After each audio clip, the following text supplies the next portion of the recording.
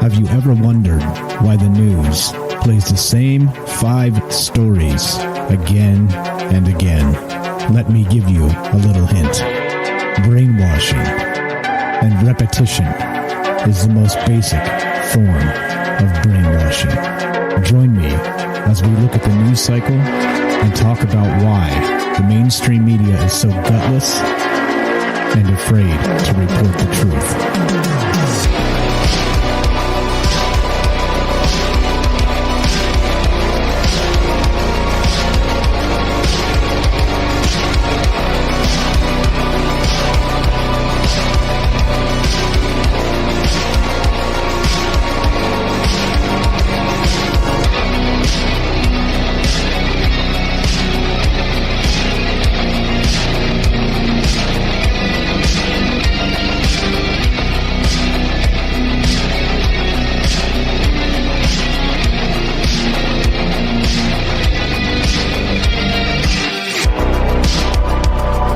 What's up, guys? Happy Monday. Welcome to Troubled Minds News. I'm your host, Michael Strange, and this is the show where the conspiracy is the news. You know what that means? Misinformation, disinformation, propaganda, all the BS we're expected to believe because they tell us so.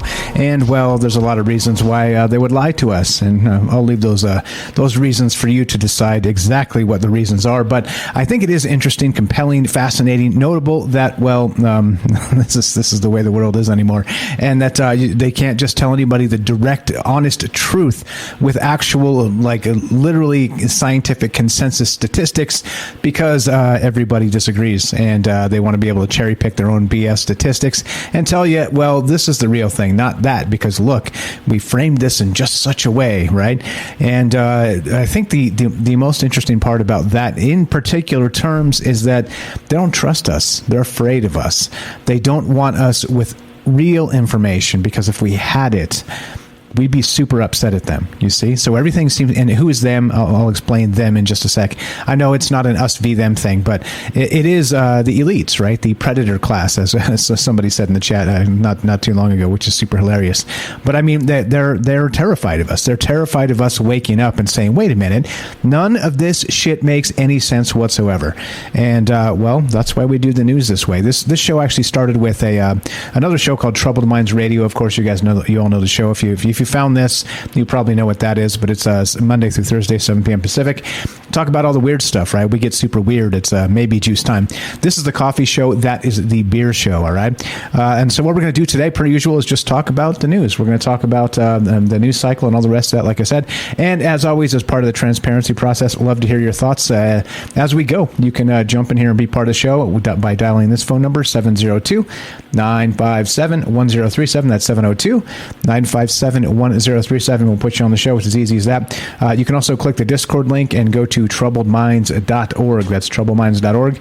And we'll put you on the show there as well. Click the Discord link, and the Discord is open. Pop on in, just jump in the caller queue and let me know you're there. I'm actually watching it, so you won't have to let me know. But with the radio show, I have just too many links up. I can't watch all the things. I got Rockfin up and other stuff. But anyway, blah, blah. Blah, blah, blah, blah, blah. Shut up, Mike. Dance. Let's get to the news. All right, you got it. Right away. Let's do this. Let's stop talking and let's go. Let's start here. Let's just from the mirror.co.uk, which again gets a ton of flack, deservedly so, because they're a tabloid. But hey, everything's tabloid news when they're lying to us anyway, so let's do it. Let's go to the Mirror and look at this. Yeah, you'll never believe this. This is brand new. This is from today, May 16th. Mysterious Hobbit human species may not be extinct, says expert in controversial claim. Uh-oh. Anybody have hairy feet out there? You guys remember this? This was Homo floresiensis, right? You guys remember this? This came out, and they said New Zealand and all the rest of this stuff, in Indonesia, and they said that this may have been like the Hobbit version of the human ancestor. All right. Well, now look at this. This is straight from the article, and wouldn't you know it?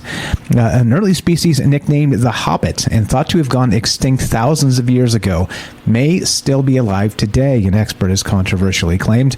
Homo floresiensis, dubbed the Hobbit because it stood around 3 foot 6 inches tall, is thought to have lived in the island of Flores, which is now part of Indonesia, between 60,000 and 700,000 years ago. That's a big gap, by the way, 60 and 700. Anyway, it was a small-brained, large-footed toolmaker, and it is not known where this species evolved from. Now, one anthropologist has astonishingly claimed the Hobbit could be alive and well today. Bilbo Baggins, where art thou? Gregory IV, who worked at Alberta University before retiring, argues, now this is where it gets interesting, argues that sightings of an ape man on Flores might prove the ancient human ancestor still exists. He told Live Science, quote, "We simply don't know when this species became extinct, or indeed, I did dare say, we don't even know if it is extinct. So there is some possibility that it is still alive." Oh boy, do we have the clip here? Do we have the clip? Oh, no Greta clip. How dare you? That would have been a perfect time for that. Oh well, we'll just say this instead.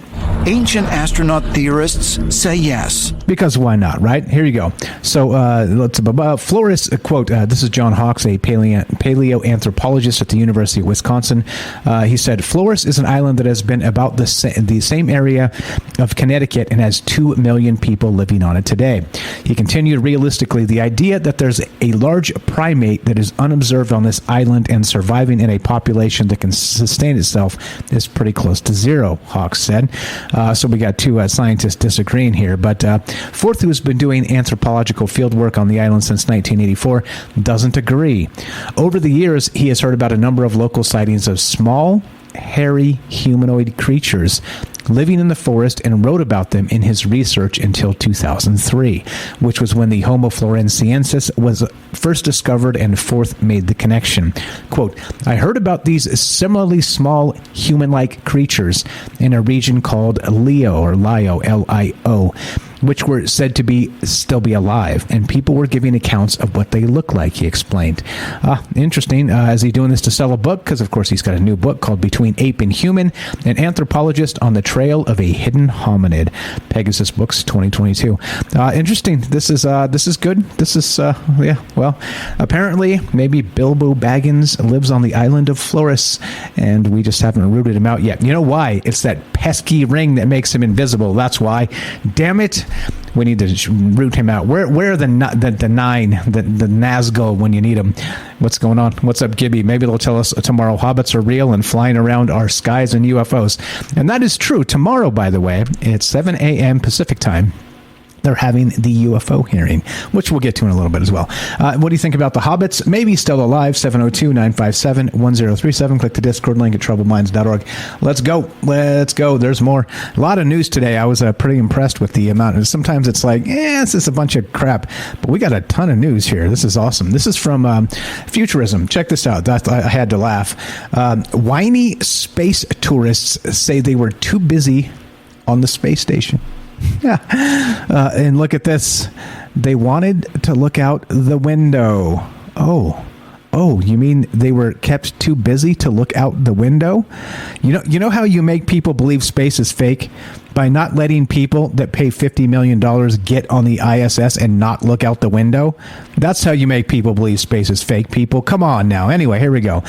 The crew of private astronauts on Axiom Space's AX-1 mission say they were too entirely busy while on the ISS. So busy, in fact, it interrupted the other astronauts on the ISS with them.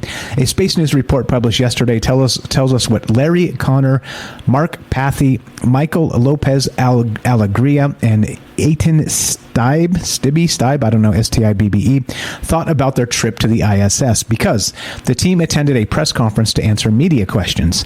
The trip was initially supposed to take 8 days, but was extended to 15 because of weather conditions on Earth.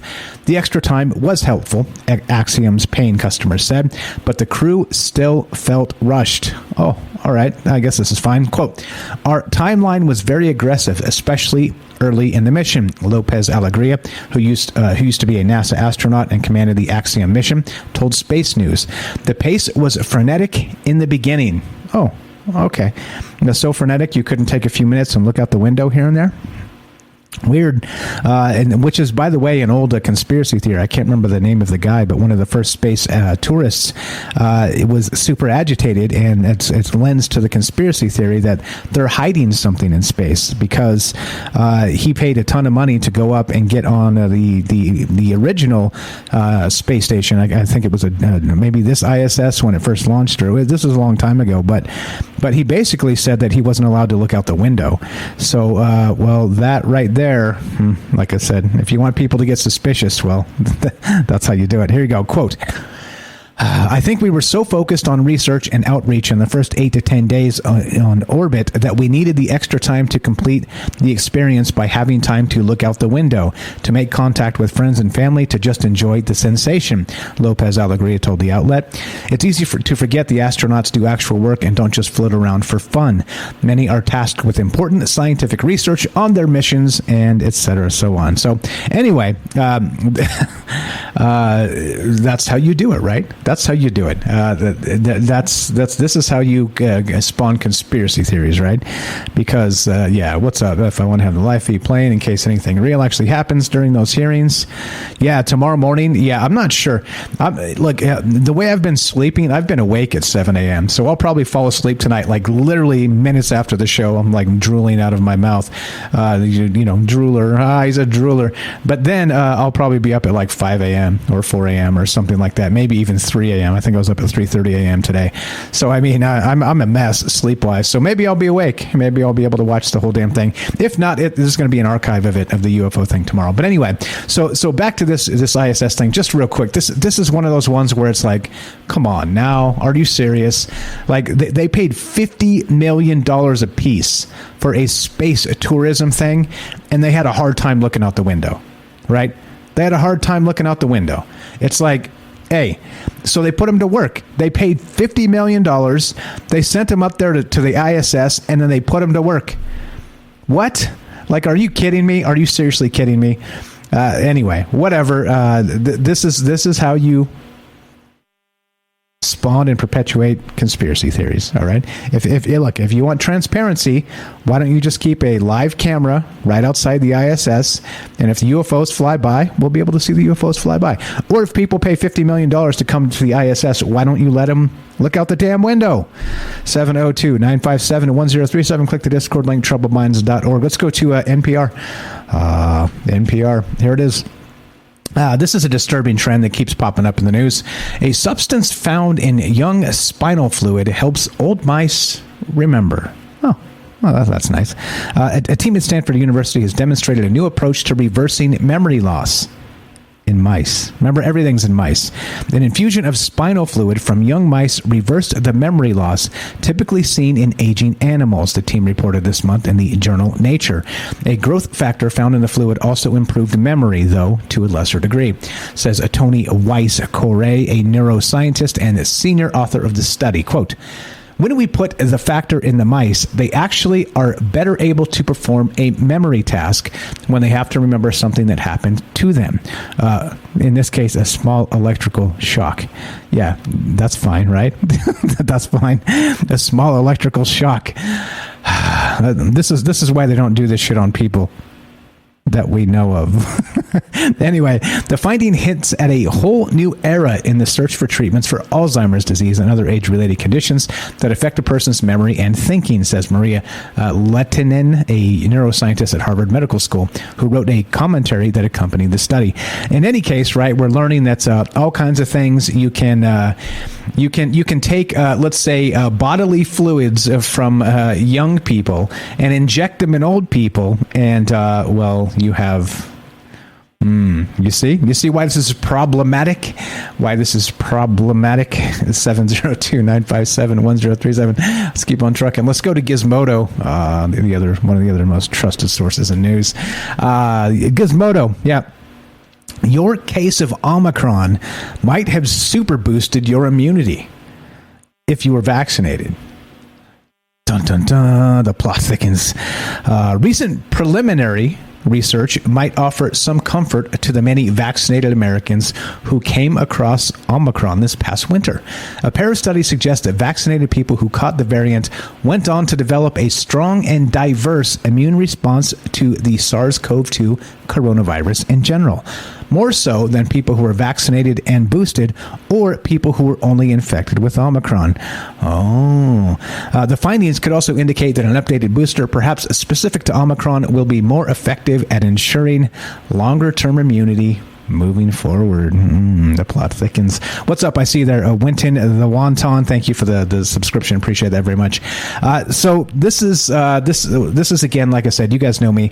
I rarely talk about the coronavirus because we said all we needed to say by March of 2020. Before any of this shit went down, Ash and I said everything we needed to say.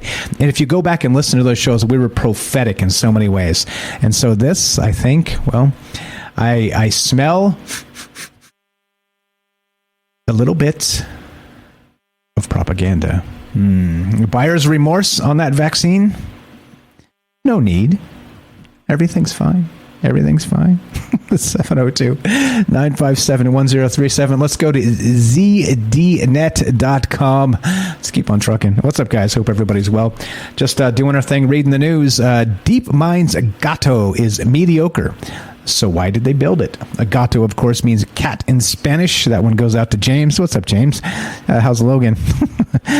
Doing the same thing we do every day. Taking over the world, trying to take over the world. DeepMind's program is a generalist to test the notion that over time, greater computing power will win in AI. We got this. The world is used to seeing headlines about the latest breakthrough by deep learning forms of artificial intelligence.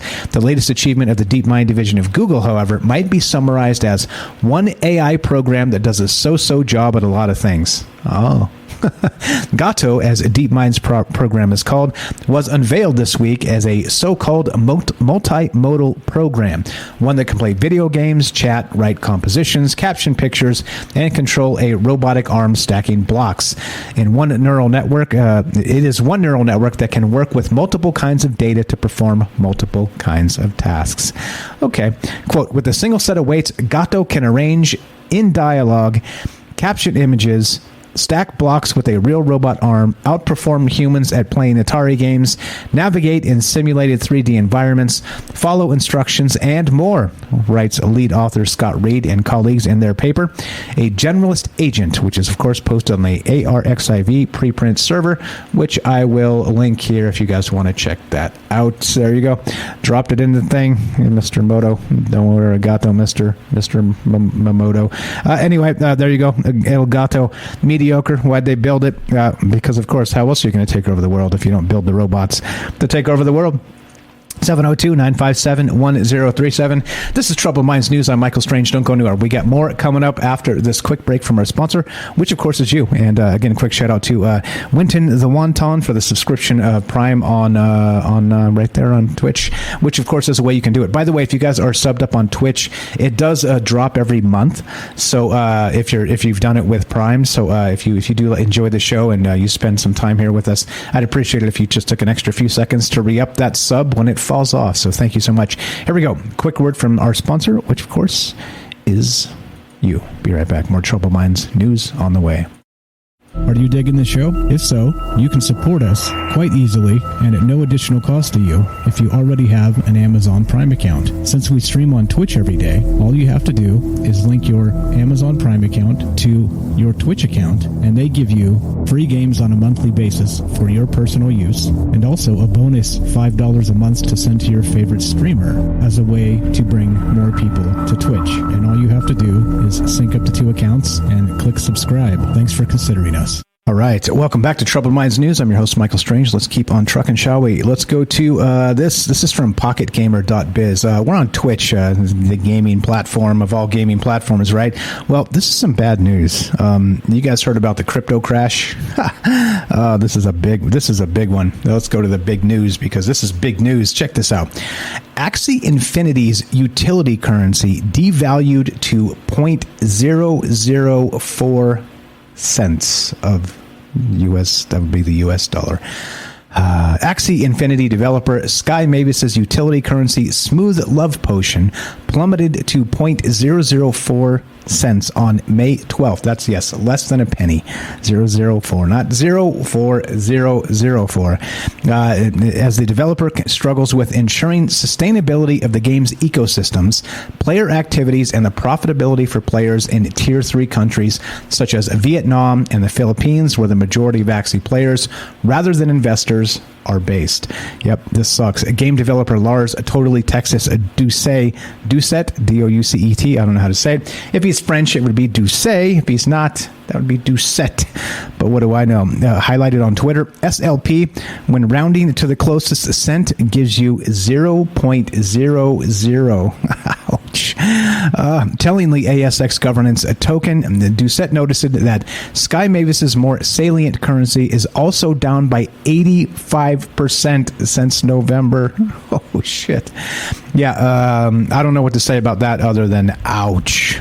Double ouch. 702-957-1037. Click the Discord link at troubledminds.org.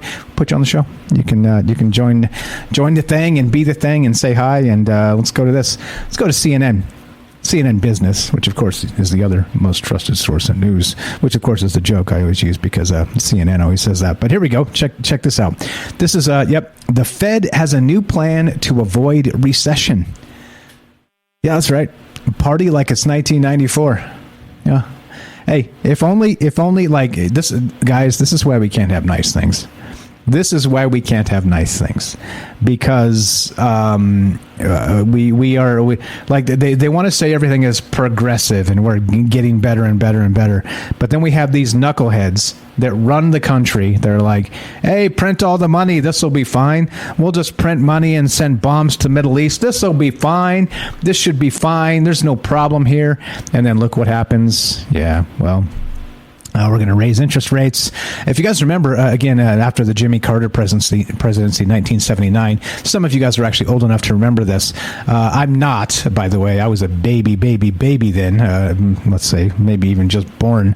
But the thing is that in that actual moment from 1979, 1980, 1981, 1982, the Reagan presidency, they were facing a similar situation. And what did they do? They jacked the shit up out of the interest rates. They jacked it up, like, to a ridiculous degree to just cool off all the bullshit that was happening in the economy, right? So people stopped spending money and it locked everything back into a sustainable situation, right?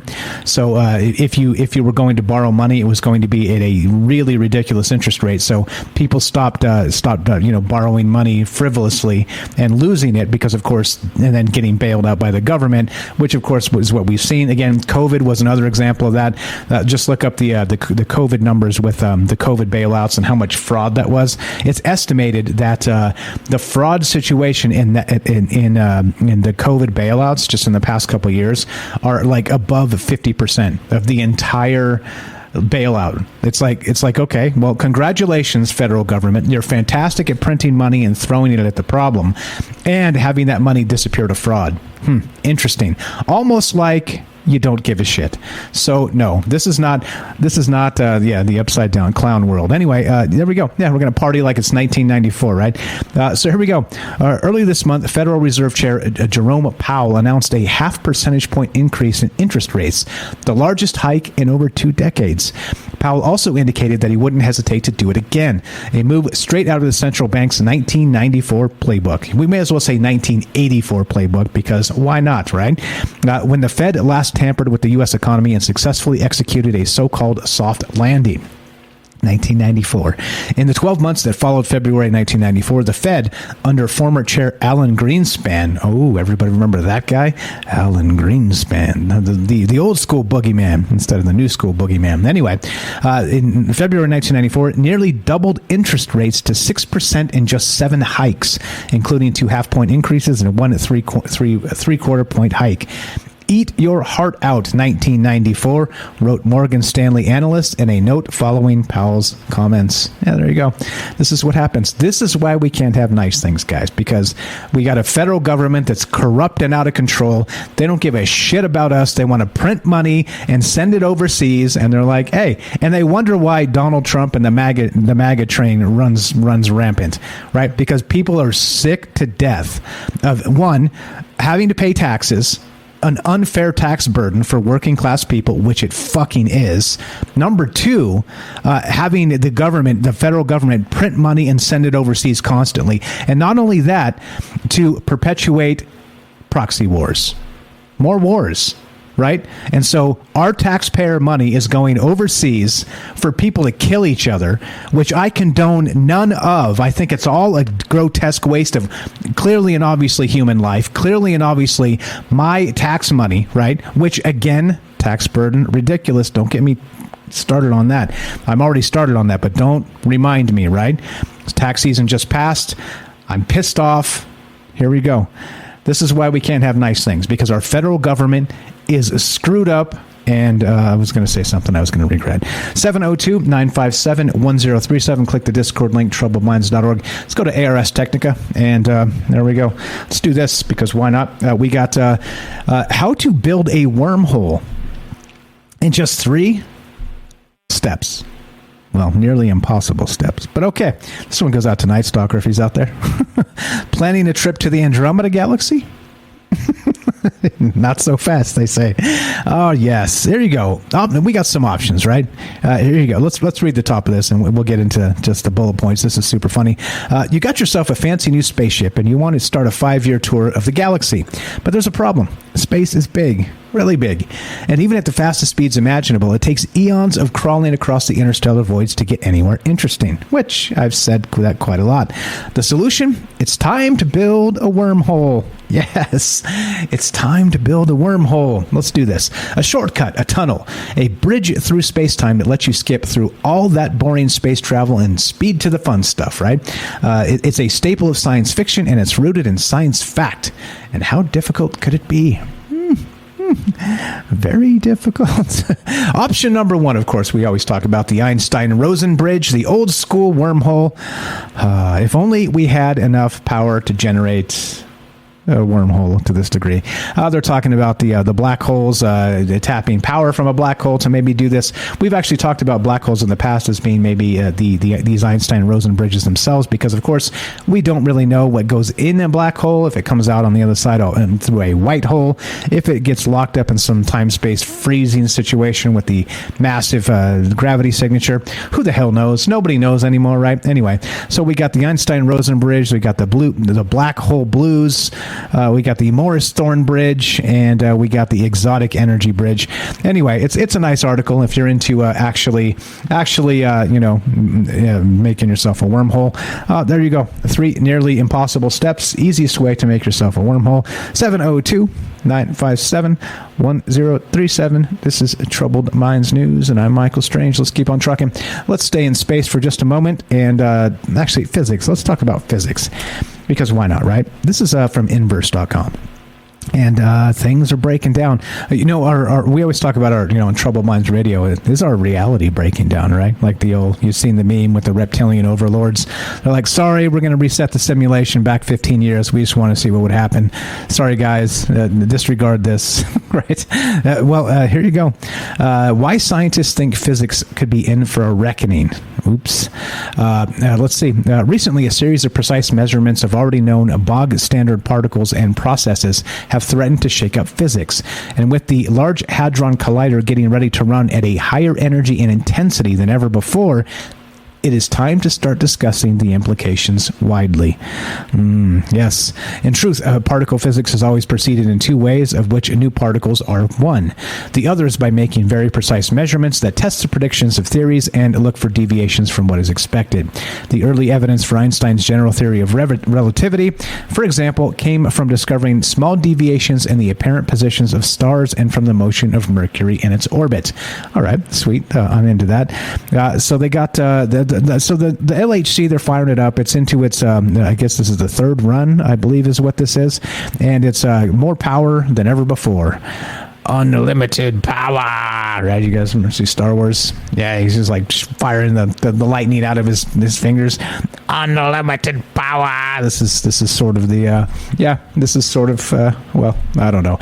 You tell me. 702-957-1037. Click the Discord link, troubledminds.org, and we'll put you on the show. It's as simple as that. Just doing our thing. It's talking the news, considering all the possibilities, looking at the propaganda cycles, and of course, looking to hear from you. This is Troubled Minds News. I'm your host, Michael Strange. Don't go anywhere. More of all of this after the break. Be right back. Welcome back to Troubled Minds News. I'm Michael Strange. Let's keep on trucking, shall we? Let's go to theconversation.com. Now, this is an interesting one because we've talked about this. Sorry, James. This is a fascinating one. This is compelling. This is wild. This is mind blowing. Just working on and trying to clear that word "interesting" from my vocabulary. I say it way too much. And in any case, stop soul searching on the stream, Mike. The headline here: Could people breathe the air on Mars? Ooh. Oh, we've talked about this in the past. You guys remember Randy Kramer, the Marine on Mars, who claims that they had some sort of a space secret, like super secret space program that picked children that were predisposed to psychic powers and time travel, and they plucked them out of their beds in the middle of the night, sent them on a spacecraft to Mars itself, where they underwent 20 years of training as space Marines, and then not only that, they fought aliens on the planet Mars itself. There were reptilian aliens, they say. There were insectoid aliens, they say. And then after their 20-year tour on Mars, or it was 25 years or something like that, that they would send them back in time, back to their bed when they were a child, at the point they were abducted and enlisted, wink, wink, into the secret space program. That's the Randy Kramer story, and it rings like a lot of horse shit in a lot of ways. But interestingly, in the Randy Kramer story, again, I've been doing this a while, so that's how I know all this shit, is that Randy Kramer said that on Mars, you could actually breathe the air. And people would regularly take off their space helmets from their spacesuits on Mars. Which seems very unlikely or very likely. You tell me. Here we go. Oxygen, of course, is in the air we breathe here on Earth. Plants and some kinds of bacteria provide it for us. But oxygen is not the only gas in Earth's atmosphere. It's not even the most abundant. In fact, only 21% of our air is made up of oxygen. And of course, right, almost all the rest is nitrogen, about 78%. Now, you might be wondering, if there's more nitrogen in the air, why do we breathe oxygen? Okay, here you go. This is the quick bit. Technically, when you breathe in, you take in everything that's in the atmosphere, but your body uses only the oxygen. You get rid of the rest when you exhale. Yes, there you go. Little Michael Strange is always a little breathy. Let's get a little more breathy. But the air on Mars, right? The Martian atmosphere is thin. Its volume is only 1% of the Earth's atmosphere. To put it another way, there's 99% less air on Mars than on Earth. It's partly because Mars is about half the size of Earth. Its gravity isn't strong enough to keep atmospheric gases from escaping into space. And the most abundant gas in the air, the thin air, is carbon dioxide. For people on Earth, that's a poisonous gas at high concentrations. Fortunately, it makes up far less than 1% of our atmosphere. But on Mars, carbon dioxide is 96% of the air.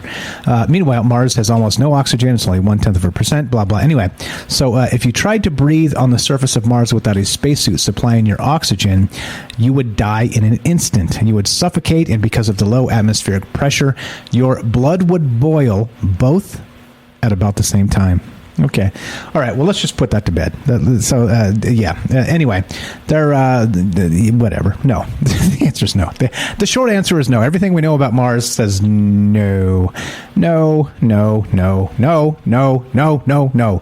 If you ever make it on, look, if you wind up in a dream, and yeah, that's what they say. It says Bernaise sauce. You're right. What's up, Bernaise sauce? That's what they tell us. I've never been there, so I can't vouch. But let's say if you were to find yourself on Mars, let's make sure you let somebody else take their helmet off first. How about that?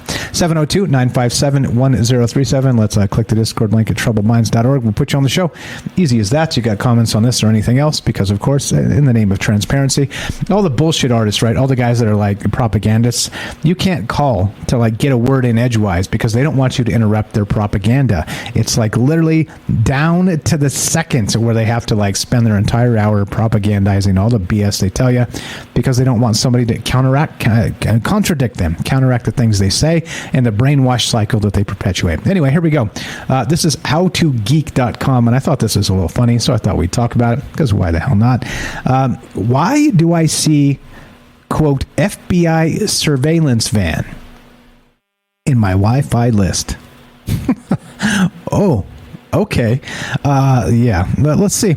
If you're trying to connect to a Wi-Fi access point and you see FBI surveillance van in your SSID list, should you be worried? Is there an FBI van outside your door? Well, we'll get to the bottom of this surprisingly common situation, they say. All right, check this out. Yeah. It's a joke. It's a practical joke. I mean, come on now. We know the FBI and their surveillance is, they're incompetent to begin with, right? In general terms, just because of the giant bureaucracy and all the BS that we've seen in the last, 10 years and them politicizing law enforcement, which is trash also, by the way. But in any case, they've proved incompetent in many ways. So, but this incompetent, this would be next level stupid. But anyway, if you see FBI surveillance van, FBI van, NSA van, or police surveillance van on your list of Wi-Fi routers or access points, don't worry. It's just someone nearby playing a practical joke. This joke originated in the early days of Wi-Fi in the 2000s because it ties into a common fear that someone might be lurking nearby and watching you. Also, in the early days of Wi-Fi, some people used scary-sounding SSID names as a deterrent to keep people from connecting to their open Wi-Fi access points. Well, you could also just put a password on there. Anyway, blah, blah, blah. I thought it was funny. No, there's not an FBI surveillance van outside your place. Unless there is, you should probably open your window and check. 702-957-1037. Let's go to Science Alert. Lots of crazy news today. Like I said, I was shocked. Sometimes I open up the news cycles. It's kind of thin, like low news weeks, right? But check this out. This is nuts. Potentially alive 830 million year old organisms found trapped in an ancient rock. Are you shitting me? What? Come on now. This is how every bad zombie movie starts. Are you shitting me? Yeah, an incredible discovery has just revealed a potential new source for understanding life on ancient Earth. A team of geologists have just discovered tiny remnants of, prokaryotic and algal life. And different from algorithm, this is algal life, ALGAGAL, trapped inside crystals of halite dating back to 830 million years ago. 830 million years, not 830 or 8,300 or even 830,000. 830 million years. What the? You got to be kidding me, right? This can't be real. Can this be real? Anyway, look. Halite is sodium chloride, also known as rock salt, and the discovery suggests that this natural mineral could be a previously untapped resource for studying ancient saltwater environments. Huh. Weird. Moreover, the organisms trapped therein may still be alive. What? The extraordinary study also has implications for the search for ancient life, not just on Earth, but in extraterrestrial environments such as Mars. Dun, dun, dun. The plot thickens, right? Where large salt deposits have been identified as evidence of ancient, large-scale liquid water reservoirs. Huh. Is this how that panspermia works, right? Life just kind of gets trapped in these salt deposits, and then sodium chloride, and boom, meteor hits a planet, and you get Bigfoot. The organisms don't look like you might be expecting. Previous ancient microfossils have been found pressured into rock formations such as shale dating back billions of years, but salt is not able to preserve organic matter in the same way. Instead, when the crystals are forming in a saltwater environment, small amounts of fluid can be trapped inside. These are called fluid inclusions, and they're remnants of the parent waters from which the halite crystallized. Crazy, right? This sounds wild. That makes them scientifically valuable since they can contain information about the water temperature, water chemistry, and even atmospheric temperature at the time the mineral formed. Scientists have also found microorganisms living in recent and modern environments where halite forms. These environments are extremely salty. We're on Twitch, so what's up, salties? Nevertheless, microorganisms such as bacteria, fungi, and algae have all been found thriving in them. Okay, quote, therefore, a question has persisted amongst geomicrobiologists, wrote a team led by the geologist Sarah Schrader Gomes of West Virginia University. We continue, quote, what are the oldest chemical sedimentary rocks that contain prokaryotic and eukaryotic microorganisms from the depositional environment? Yeah, anyway. I don't know. You tell me. 702-957-1037. Is this how the world ends? They crack open this little salt block and these little critters crawl out, and then it becomes Super Saiyan and just levels up, eats the Mario mushrooms, and just takes over. You tell me. I have no idea. I'm you know me, I'm a half glass full guy, so I'd like to think that maybe that won't happen. Okay. All right. What's up, guys? I see you in the chat. Hope everybody's well. Yeah, Godzilla, right? Godzilla's going to just bust out of this thing. Let's go to Vice.com. One of the actual Vice.com. What's up, Ronald? Thanks. That's very kind of you. Look at this thing. Vice. Scientists, speaking of the ways the world will end, let's just stay on this thread for a minute. Scientists use gene editing to create mutant cockroaches in breakthrough. Oh, okay. This should be fine. For the first time, scientists have edited the genes of cockroaches using CRISPR-Cas9, a technology that can target and change parts of an organism's DNA, reports a new study. The breakthrough not only produced the first so-called knockout cockroaches. What? In history, a term that refers to cockroaches with artificially inactivated genes. It could also dramatically simplify gene editing in numerous other insects, opening up applications for pest control, evolutionary biology, and other entomological fields. Oh, all right. CRISPR-Cas9, often referred to simply as CRISPR, is a technique of artificially introducing DNA sequences into an organism to precisely manipulate selected locations in an organism's genome. This technology has revolutionized genetics by enabling a host of new insights into evolutionary biology and pathways to disease treatments, earning it in the 2020 Nobel Prize in Chemistry. Fungi, come to Detroit. We got it covered. Yeah, maybe, right? Detroit. What's up, guys? Scientists have already edited the genes of some insects by performing micro-injection of CRISPR materials into embryos as they develop. However, this technique has been off limits to a large number of species, including cockroaches, that have inaccessible embryos until now, right? Yeah. Well, we've talked about this, about the genetically modified mosquitoes that they're dumping in Florida and California. This should be fine, right? Like, cockroaches are freaking everywhere. They say they're the only thing that could survive like a direct nuclear blast, right? Because they'd crawl. The ones that survived would crawl underground. They'd still mate fast enough to sort of outlast the actual radioactivity, that situation, right? And then even so, now we're gonna make what, super cockroaches? These things called knockout cockroaches. It should be fine, right? It should be fine. Where's the meme with the guy burning down in the house and he's like, this is fine. Why not, right? Hey, why not? If we're going to do this, we may as well just go full on, not Godzilla, but what's that, Battlefield?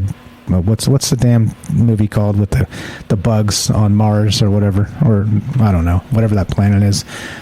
Starship Troopers. See? I'm getting old. I can't remember a damn thing. Okay, let's go. Let's continue. Let's go back to CNN, the most trusted source of news. You got to love this. Quote, we are the last generation. China's harsh lockdowns could exacerbate population crisis. Oh, we're the last generation. This is fine. Speaking of the house burning down, like comments like this is fine. This is fine. Okay. Anyway, For generations, for Chinese parents, the success of their children has long been one of their most important goals in life, and they are known to be willing to make great sacrifices for it, including, of course, murdering baby girls because, well, the one-child policy, if you remember all that, and it was more desirable to have male children, right? There's a really long, horrific situation there in China that needs to be brought up from time to time, lest we forget. In any case, and so when a Shanghai family refused to be taken from their home into government quarantine during the city's 6th week of lockdown, a police officer warned them with what he thought would be a powerful threat to bring them to heal their children's future. Listen to this. Quote, "If you don't obey the orders from the city government, you will be punished, and the punishment will affect 3 generations in your family," the hazmat-suited police officer said, pointing his finger at the camera in a video posted on Chinese social media. Quote, "We are the last generation, thank you," a young man who is not seen in the video replied adamantly, in an apparent suggestion he is not planning to have any kids. The video ended there with no indication of whether the family was eventually taken away, or I'm going to interject my own words, or butchered. But anyway, the article continues, but it spread like wildfire on China's internet, resonating with many young Chinese who were fed up with the increasing pressure on them to have children from a society and government that many say has provided them with little of the material and emotional security they need to raise a child. So, yeah, of course, right. This is what we get from meddling with Mother Nature in general terms, because, of course, if you have the one-child policy and everything's bottlenecked and it's been suppressed for a very long time in China, then, of course, you're like, you remove that and you're like, okay, start having babies. People are like, fuck off, like, why do I want to do this? Like you guys, you want me to raise a child in this mess? Yeah, okay. Where you're going to drag me out of my house and put me in a government quarantine? Yeah. That makes me so horny. Let's have some babies. It's so hot, right? Get out of here, bro. Look, hey, governments. Yeah, there you go. Hate the government so much not to have sex. Maybe. I was about to get crude and say something I would regret, but I won't do that. 702-957-1037. Actually, I will do that, just not this day. Not this day. Eventually I'll do it.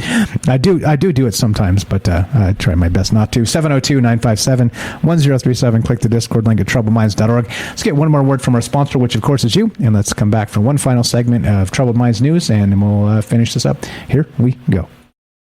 Are you digging the show? If so, you can support us quite easily and at no additional cost to you if you already have an Amazon Prime account. Since we stream on Twitch every day, all you have to do is link your Amazon Prime account to your Twitch account, and they give you free games on a monthly basis for your personal use, and also a bonus $5 a month to send to your favorite streamer as a way to bring more people to Twitch. And all you have to do is sync up the 2 accounts and click subscribe. Thanks for considering us. All right, let's do it. Michael Strange here. Troubled Minds News is this. Let's go to Scientific American. Speaking of, that's hot. Let's go to science still doesn't understand how our sex affects our health. That's hot. Our X and Y chromosomes represent the biggest genetic difference in our species. Medicine routinely ignores their influence. Why? Talking about heart disease. David Page, head of the Laboratory Massachusetts Institute of Technology's Whitehead Institute. Sex differences can actually be found all over the body. Women are more likely to be diagnosed with rheumatoid arthritis, lupus, and multiple sclerosis, for instance, while men are more likely to be diagnosed with autism. Quote, biomedical researchers have for a very long time viewed those sex differences as a kind of inconvenience that should be ignored and simply gets in the way of research, he says. In this documentary, which is the first episode of Scientific American's new series, A Question of Sex, that's hot, we explore discoveries being made in this small but growing area of research. Yeah, all right. Anyway, interesting and notable and, fascinating. Yeah, you tell me. This is that stuff where I go, what are they talking about, right? I mean, isn't that like treating your patient, for things you're more likely to be susceptible to? You know what I mean? Like, yeah. All right. Anyway, let's keep on trucking. There's always more. There's more here. Let's go to the BBC. The BBC and McDonald's. Let's go to BBC and McDonald's, because why not? Yeah, you got it. McDonald's to leave Russia for good after 30 years. Oh yeah, how many billions served in Russia? I'd like to know. There's this one. No, I was going to say Burger King. Jeez, smack me. I messed up my nasty food. But anyway, McDonald's. There's this one place where I used to grow up in Monterey, California, and my grandmother lived there, and grandparents, and we spent summers there. And there was this one. There's this one McDonald's that always had this sign up that said over 1 billion served, and I was like, damn, that's a lot of people. Anyway, McDonald's. The move comes after it temporarily closed its 850 outlets in March. What's up, Vicky? How you doing? Bernays, Ronald, what's up, guys? The fast food giant said it made the decision because of the humanitarian crisis and unpredictable operating environment caused by the Ukraine war. The opening of McDonald's first restaurant in Moscow in 1990 came to symbolize a thaw in Cold War tensions. A year later, the Soviet Union collapsed and Russia opened up its economy to companies from the West. More than 3 decades later, however, it is one of a growing number of corporations pulling out. And check this out. What was the thing? You guys heard this theory that, as long as there's a McDonald's in a particular country, it's called the McDonald's war theory. Have you guys heard this? Yeah, let's see. This was. Let's go to Snopes. Let's pull Snopes up on this. This just came to me. I should have pulled this up before, but okay. So McDonald's is pulling out of Russia, right? That's the point here, leaving for good after 30 years. But I've heard this before, and listen to this. It's pretty wild. I have 2 countries, really. Okay, screw you, Snopes, for your. Let's find another one then. Let's do another one. McDonald's war theory. Anyway. All right, so it goes a little something like this, right? That they say that 2 companies, or sorry, not companies, 2 countries that have McDonald's have never been at war with each other. So it's like once McDonald's and capitalism comes into a particular country,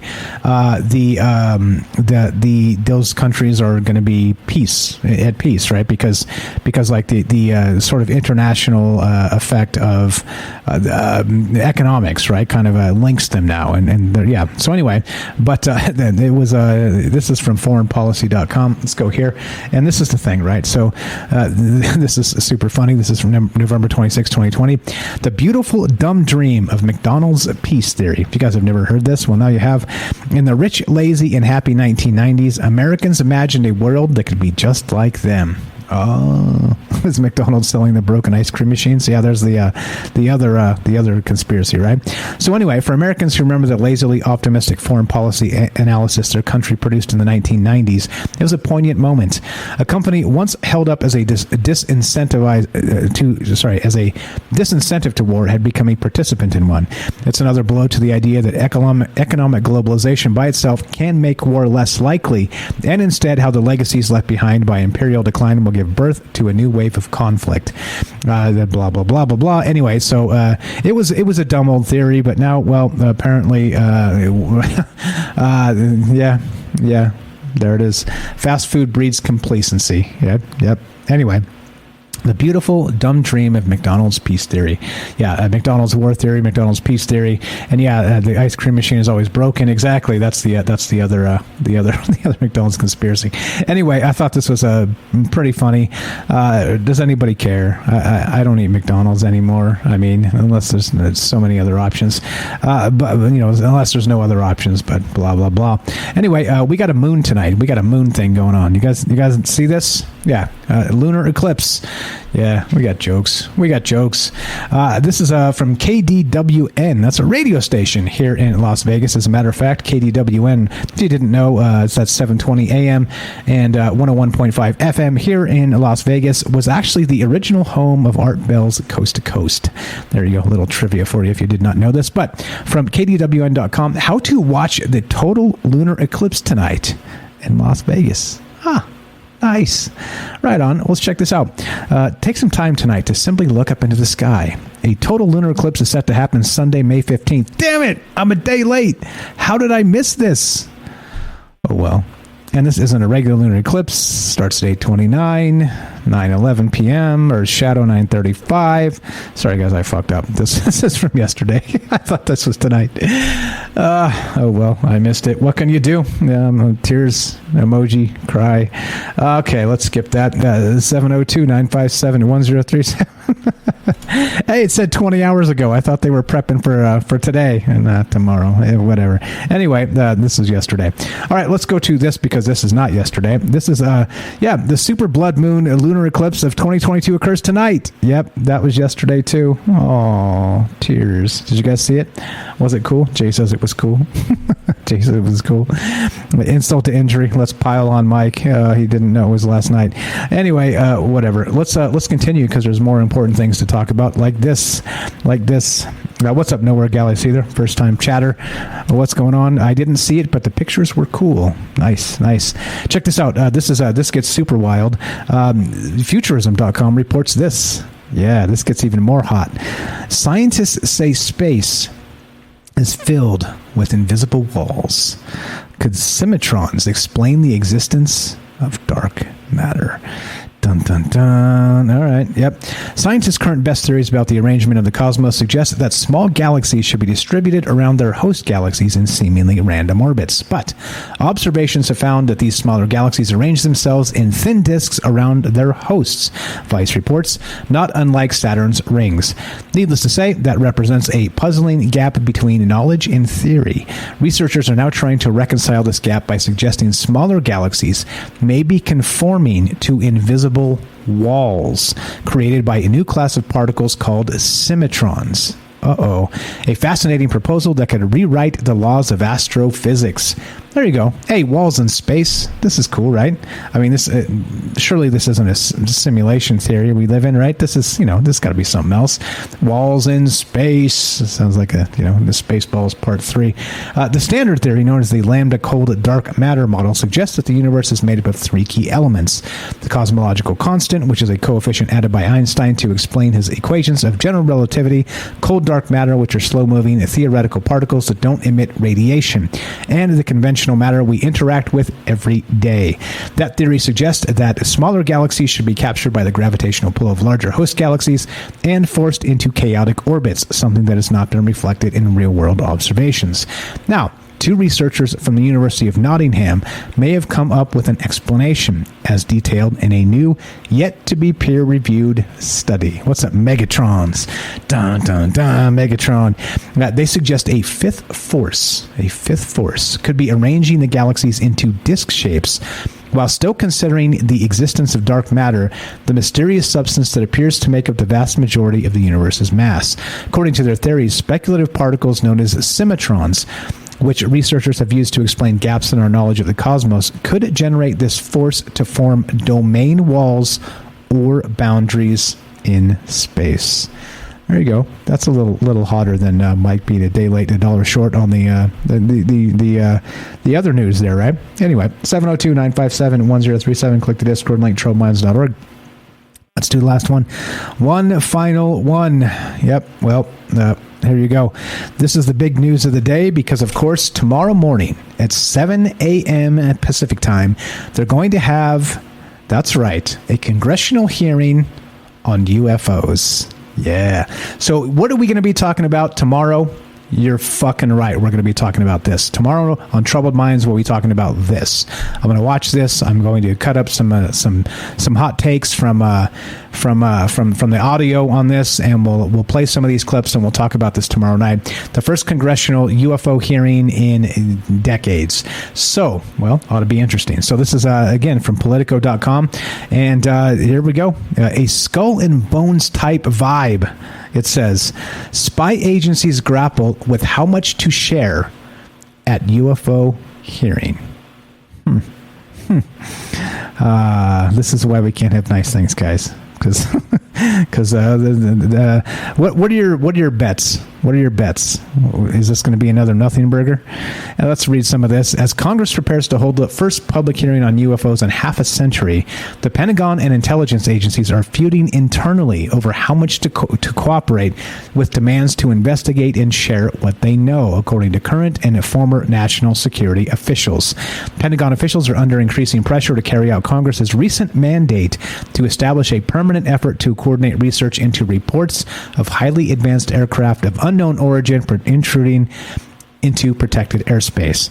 The law also requires regular classified and public reports to oversight committees on new incidents involving unidentified aerial phenomenon, which of course is UAP, which is a new term for UFO, all right, which we've talked about ad nauseum on Troubled Minds Radio. And it is interesting and notable that number one, it used to be UFO, unidentified flying object. Now it's UAP, unidentified aerial phenomena, right? So phenomena doesn't necessarily mean it's an object, right? It could be plasma radar spoofs. It could be interdimensional things. It could be all kinds of whack shit, right? This is what we talk about in Troubled Minds all the time. It could be nature spirits from a primordial earth. Who the hell knows what's going on up there, right? But it's fascinating and interesting. Is it drones? I'm not so sure. Is it possibly radar spoofing? I've got a whole bunch of information on the podcast feed on that.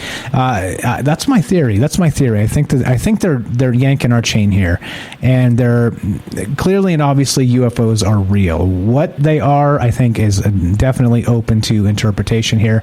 And you ask 100 people, you'll probably get 100 different answers, right? But we'll see what they tell us tomorrow, because this is going to happen tomorrow at 7 a.m. I am going to watch this Hell or High Water, and we will have tomorrow's Tuesday night show at 7 p.m. Pacific on this particular hearing, okay? So we'll dissect the shit out of this, and we'll get your takes tomorrow night on this. Tonight, by the way, before we wind this out and get the hell out of here, it is, you're correct, by the way, Nowhere Gal says, interesting headline. Exactly. Skull and Bones type vibe. Yeah, this is fine. What's up? Real Brene says, nothing burger with hype. Yeah, that totally could be. I think, okay. So tonight, here's what we're going to do as well. We got my good friend, our good friend, you guys know him and love him, Axel Steele is going to be on the show tonight. We're talking about the Knights Templar. Yeah, that's right. Never talked about it ever before on Troubled Minds, and Axel's one of those history buffs. He reads a lot of books, and he just brushed up on a couple books to get the actual background of the Knights Templar and some of the conspiracies involved. So we're going to talk about that tonight. Axel will be on the show with me tonight, and that's what we're going to do. So the next two, and so much great news today. Maybe this whole next 2 weeks are covered, because holy shit, right? We got tonight, we got the Knights Templar. Tomorrow night we got this Skull and Bones type vibe, right, of the UFO hearings. So we're going to dissect the shit out of that tomorrow. And then Wednesday and Thursday, who knows? There's enough news here just today that the wall's in space. I don't know, tons of crazy stuff. So there you go. So as we finish this up, and there you go. You tell me, what's your hot take on this Skull and Bones type vibe, the spy agencies, the UFOs? Are they going to tell us a damn thing, or nothing burgers?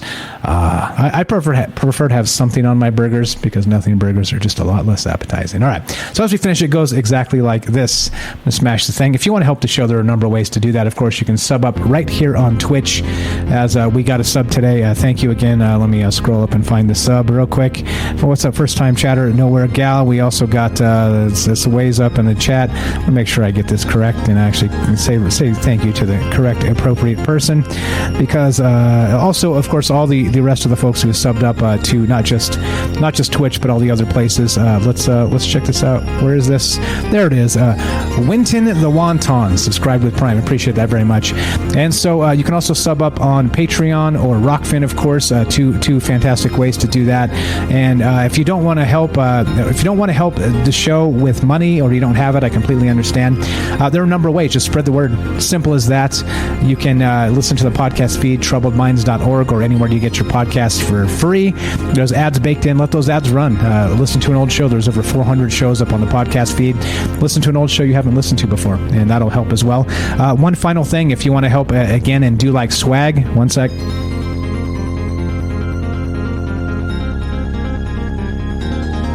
Troubled Mind swag at troubledfans.com. We got hats. There's a patch now. I ordered the patch to check it out and see what the quality's like, but it's up there in the store. I got t-shirts up there. We got all kinds of stuff. Check it out. All kinds of different colors and styles. Troubled minds, troubled minds, troubled minds. Let's get the fuck out of here. All right, thanks again for, as always, each and every one of you. I appreciate all the chat, all the thoughtful comments you guys always leave me, and just your time and energy. I appreciate very much. I realize you could be doing 10 million things right now, but you're right here in this moment with me, with us, and thank you so much for that. You guys have a fantastic one. We'll be back in approximately 3 hours talking Templars with our good friend Axel Steele. Have a fantastic one, guys. Happy Monday. Catch you very shortly.